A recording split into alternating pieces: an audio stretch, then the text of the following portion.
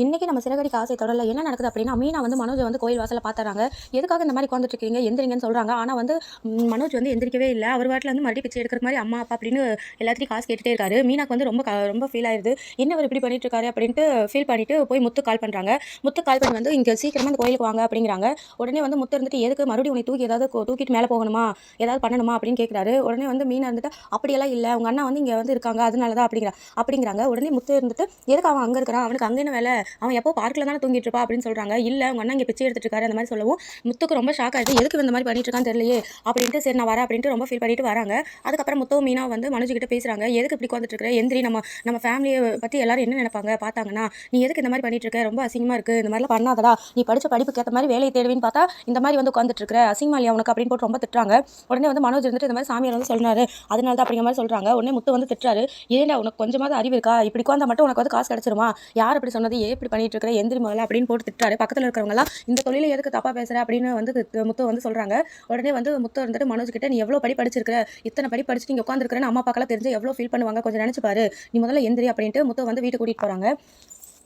அதுக்கப்புறமா வந்து ஸ்ருதி வந்து கோவமா வீட்டுக்கு வராங்க. வீட்டுக்கு வந்தோடனே பேக்கை தூக்கி போட்டுட்டு நிற்கிறாங்க.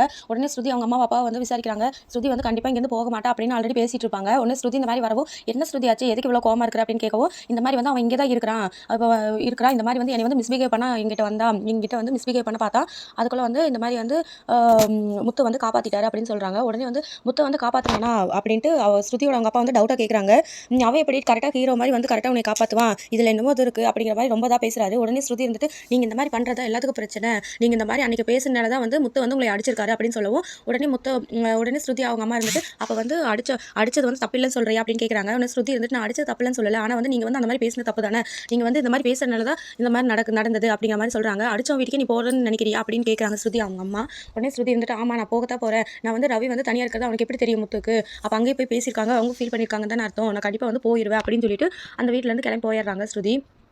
அதுக்கப்புறமா வீட்டுக்கு வந்து மனோஜை கூட்டிகிட்டு வந்திருக்காங்க. கூட்டிகிட்டு வரவும் விஜயா வந்து அண்ணாமலைக்கு வந்து டீ வந்து கொடுக்குறாங்க. உடனே அண்ணாமலை வந்துட்டு என்ன இதில் சுகர் வந்து கம்மியாக போட வேண்டியதானே அப்படின்னு சொல்லவும் இல்லை கம்மியாக போட்டால் கஷ்டற மாதிரி இருக்கும் அப்படின்னு பேசிட்டு இருக்காங்க. அப்போ வந்து முத்துவும் மீனாவும் வந்து மனோஜை கூட்டிகிட்டு வராங்க. மனோஜை பார்த்தோன்னே விஜயா வந்துட்டு இங்கே பாருங்க பிச்சைக்காரரை போய் கூட்டிகிட்டு வந்திருக்காங்க, இவங்களுக்கு வந்து கொஞ்சம் கூட இதே இல்லை, எவனைனாலும் ஃப்ரெண்டுன்னு கூட்டிகிட்டு வந்துடுறான், கடைசியில் இப்போ பிச்சைக்காரனே கூட்டிகிட்டு வந்துட்டான் அப்படிங்கிற மாதிரி ரொம்ப தான் பேசிட்டு இருக்காங்க. அவனை பாருங்க, அவனோட ட்ரெஸ்ஸை பாருங்க எப்படி இருக்குதுன்னு, எவ்வளோ நாள் குளிக்கலன்னு தெரியல, ரொம்ப நாத்தடிக்குது, ரொம்ப வந்து இதாக ட்ரெஸ் பண்ணியிருக்கான், அசிங்கமாக இருக்குது அப்படிங்கிற மாதிரிலாம் ரொம்ப பேசிட்டு இருக்காங்க.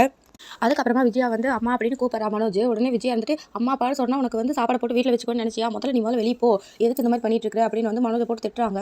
அதுக்கப்புறமா வந்து இதுக்கப்புறமா வந்து மனோஜ் வந்து அவசரமாக உள்ள வந்து நான் தாமா அப்படிங்கிற மாதிரி துண்டை வந்து விலக்கி காட்டுறாரு, மூஞ்சியை காட்டுறாரு. அதுக்கப்புறமா தான் விஜயாக்கு வந்து மனோஜ்னு தெரியுது. உடனே விஜயாக்கும் அண்ணாமலைக்கும் ரொம்ப ஷாக் ஆயிருது, அப்படியே உட்காந்துறாங்க.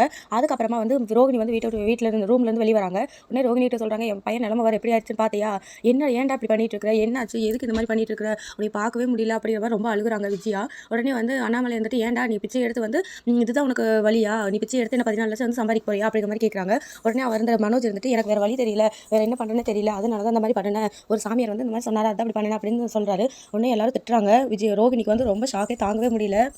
அதுக்கப்புறமா ரோகிணி இருந்துட்டு நீயா மனோஜ் இது, நான் கூட வேற யார் பிச்சைக்காரன்னு நினச்சேன், எதுக்கு இந்த மாதிரி நீ ட்ரெஸ் பண்ணியிருக்கிற, ஏன் மனோஜ் இந்த மாதிரி பண்ணுற அப்படின்னு வந்து ரொம்ப ஃபீல் பண்ணி ரோகிணி கேட்டுட்ருக்காங்க.